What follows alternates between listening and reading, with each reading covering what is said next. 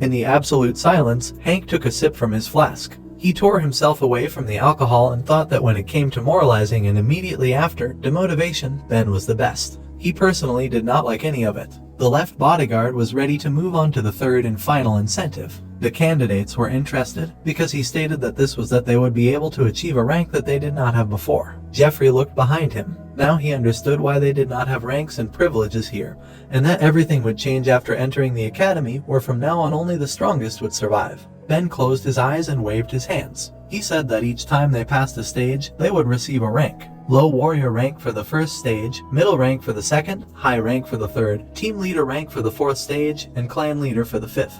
The man decided to skip the sixth stage, which he did not think the candidates would have to go through. He warned that most of the students would not even pass 3 stages, no matter what they did. The left bodyguard folded his arms again and remarked that despite this, it would still be a shame for high-ranking clan members to become low-ranking here. Hank looked away and sighed. He doubted that the 6th stage could be called a test, since it was almost impossible to pass. In the centuries that the academy had existed, not even a dozen people had failed this test. Ben added that if the candidates could pass the high levels, their rank would be taken into account. He said that everyone would start with the rank of cadet, but later they would differ. Ash frowned and tensed. If survival had been his main concern before, now survival meant rising in rank. The man exhaled, placed his palm on the guard of his blade, and concluded that he was done explaining. He announced with a smirk that everyone would now split into groups to move into dorms, and then the first test would begin. The protagonist didn't know how to react at all. When the guy came to his senses, he was in shock. The people around him couldn't believe their ears that the first test was about to begin. They thought it was unfair. The candidates continued to whisper, not understanding how they could already have their first test. They thought they had to learn something first, and were already thinking about what they would do if they were expelled.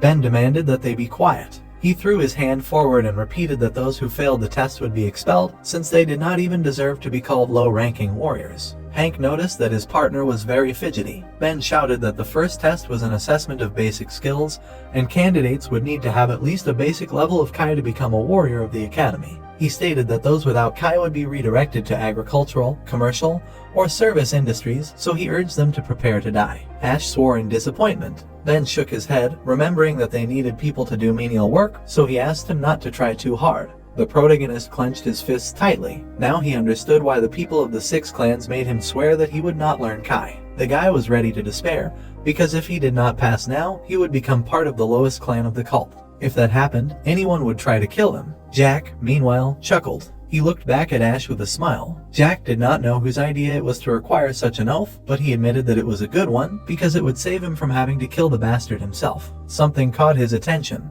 A woman in a beautiful robe walked in front of the candidates, accompanied by subordinates. She held a stringed musical instrument in her hands. She was the leader of one of the 5 oldest clans of the demon cult of the Sound Clan, Hannah. The woman climbed the stairs to the bodyguards. Ben pointed at her and announced that this person, Hannah, would oversee the first test. He spread his hands and honestly admitted that this test was very simple. The man, however, warned that if the candidates failed here, they would never be able to become even a low-ranking warrior. The people looked at the leader of the Sound Clan and wondered what test required her presence. They came to some conclusion and covered their ears with their hands. Ash did not understand why they did this. Ben chuckled and pointed out that if the 5th elder were to actually emit her waves of musical energy, they, the little ones, would not have a chance to resist. He urged the people not to worry, as she would have everything under control, adding that if they were lucky, they could endure it even without Kai. Ash cursed inwardly when he realized that they were about to experience a wave of musical energy. Hannah began to emit energy. She said that even with a small amount of Kai,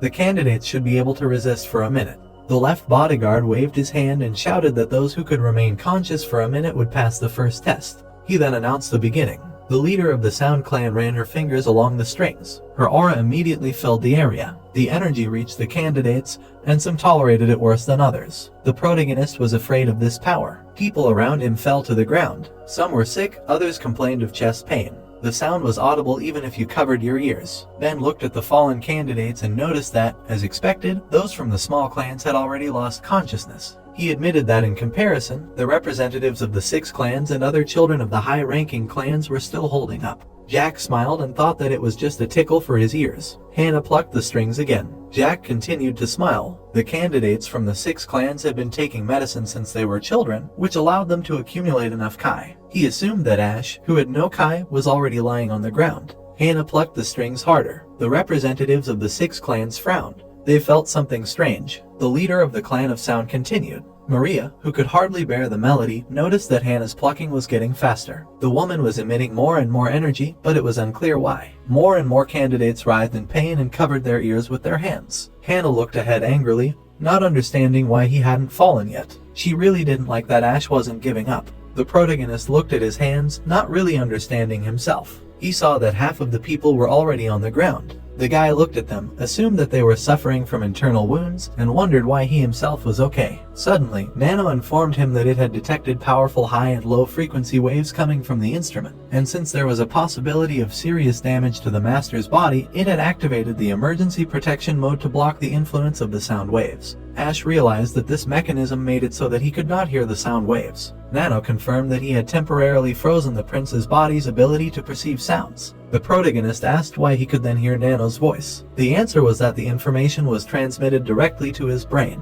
Ash admitted that it was difficult. Hannah looked at him with a burning gaze. The guy broke out in a cold sweat. To him, the woman's eyes seemed simply enormous. He asked Nano to block that terrifying gaze, and Nano offered to suspend his visual perception. Ash decided to be patient. Ben glanced at Hannah and felt the 5th elder starting to lose her patience. He became serious when he thought that the history of the Sound Clan was much stronger than before. The man thought that such a level of energy should be too much for those with less than 20 years of Kai. As he expected, Ash was the reason for this. He had heard that this guy had no Kai, but now he doubted it because the protagonist was holding up extremely well. Ben smiled and admitted that this was the first time since he got his place at the academy that he had seen the first test go so excitingly. He wondered how long the bastard could hold out. One of the candidates pointed out to another that his ears were bleeding, but the same could be said about him. The representatives of the elder clans tried to hold on, but not all of them succeeded. Even with 20 years of Kai, they were having a hard time, but they convinced themselves that they had to endure it a little longer because the clan's honor was at stake. Jack sat in the lotus position and had no problems, but he still didn't understand why the 5th elder was playing so hard. The representative of the Brook clan noticed that something was wrong with Hannah's expression. He assumed that she was angry. Jack turned around to check his sudden assumption. He was shocked. Romeo wondered why he was so surprised. Maria thought that they should not look behind those standing, but this was different. All 6 of them looked at Ash, who was standing, visible after all the other candidates had collapsed. The representatives of the major clans were amazed that this bastard without Kai managed to stay well, and besides, he was not tired at all. Ash himself did not understand how he deserved such attention. Jack clenched his teeth in anger. He realized with horror that this freak had Kai. So, friends, this chapter comes to an end.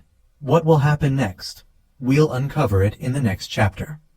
Don't forget to rate this chapter out of 10 in the comments. We'll see you in the next video. Until then, take care and goodbye. Don't forget to like the video and subscribe to the channel.